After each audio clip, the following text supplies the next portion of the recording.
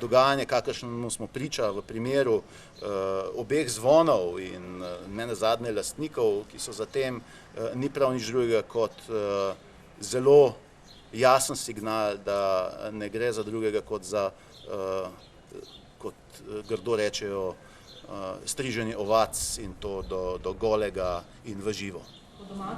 Po domače povedano gre za posle, torej družba Zvon 2 Holding se je spremenila v posojilnico družbi Zvon 1 Holding in je postala namesto finančnega holdinga, je postala posojilnica in tudi celoten svoj kapital spremenila v nič drugega kot v 140 milijonov posojil Zvonu 1, čeprav je bilo jasno, da Zvon 1 tega ne bo mogel vrniti.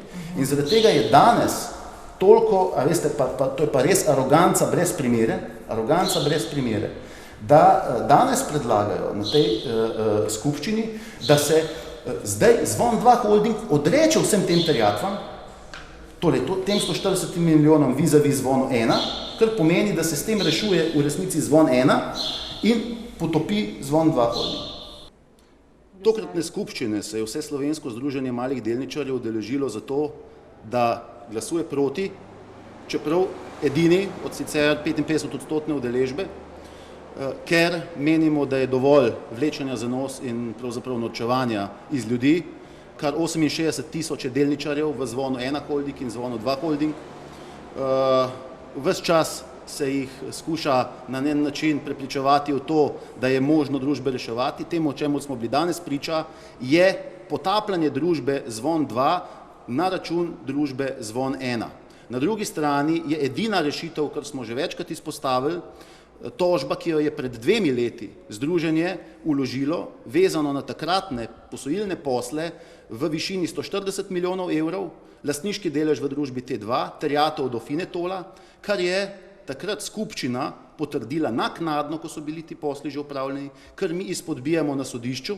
Te postopke pred sodiščem že od takrat peljemo in računamo na to, da bodo uspešni, kajti to predstavlja edino možno rešitev na ravni relacije družb Zvon 1 in Zvon 2 Holding in njihovih delničarjev.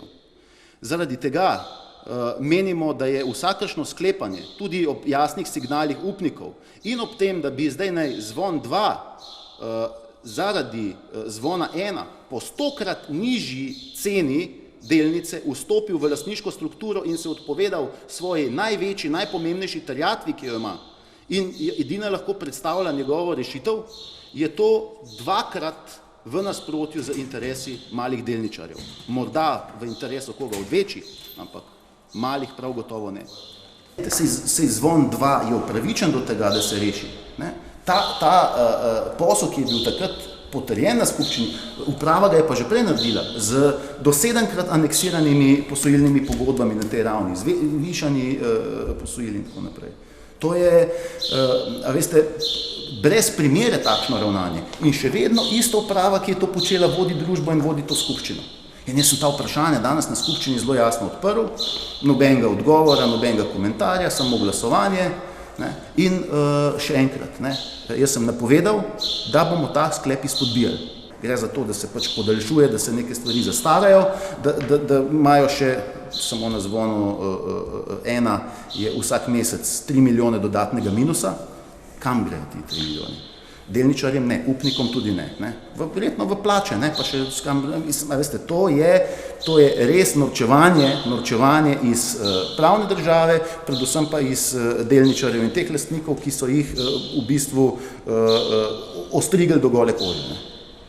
Mi bomo skušali tudi odškodninsko, kolikor bo to le mogoče, zahtevati odgovornost tistih, ki so do takšnega stanja pripeljali. Hkrati pa bi bilo dobro, da se tudi v smislu pravne države in v kontekstu oškodovanj delničarjev, teh, ki so v najbolj zaostrenih, pravzaprav tudi osebno situacijah po eksistencialni finančni plati, vendarle neha ravno iz njih iztiskati še zadnje kaplje in pravzaprav norčevati iz njih.